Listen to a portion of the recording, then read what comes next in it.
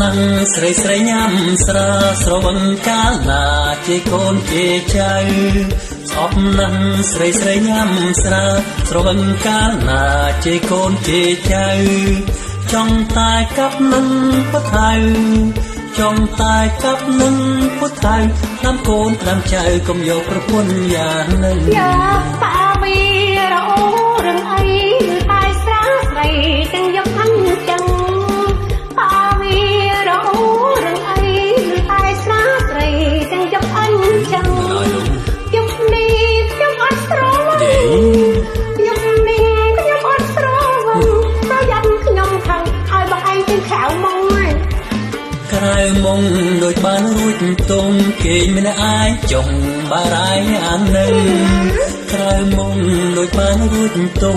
គេមិនអាចចង់បារាយអានឹងចឹងហើយនៅតែខំប្រឹងចឹងហើយនៅតែខំប្រឹងថតស្រវឹងធំក្លិនច្រាំងខ្យល់មានណាសាវាប៉ុណ្្នឹងថាមិនស្រវឹងទេណាហើយទីទៀត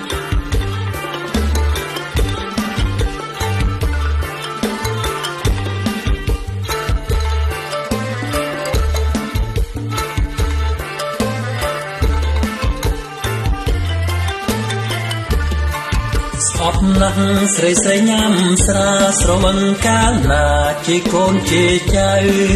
ស្អប់ណាស់ស្រីស្រីញ៉ាំស្រាស្រវឹងកាលណាជាកូនជាចៅចង់តែកាប់នឹងពុទ្ធៅចង់តែកាប់នឹងពុទ្ធៅតាមកូនតាមចៅកុំយកប្រពន្ធយ៉ាងនឹងយ៉ាតាវីរអូរឿងអីតែស្រាស្រីទាំងយកអញ្ចឹងតាវីរអូរឿងអីតែស្រាស្រីទាំងយកអញ្ចឹង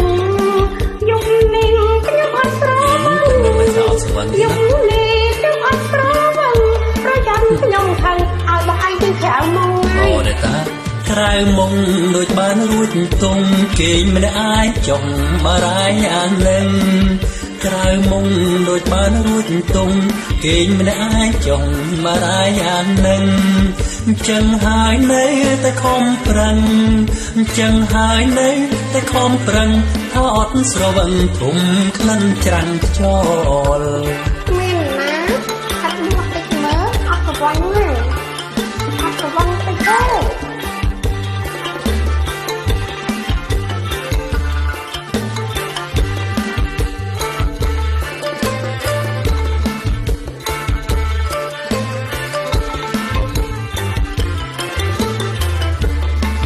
ស្អប់ណាស់ស្រីស្រីញ៉ាំស្រាស្រវឹងកាលណាជាកូនជាចៅ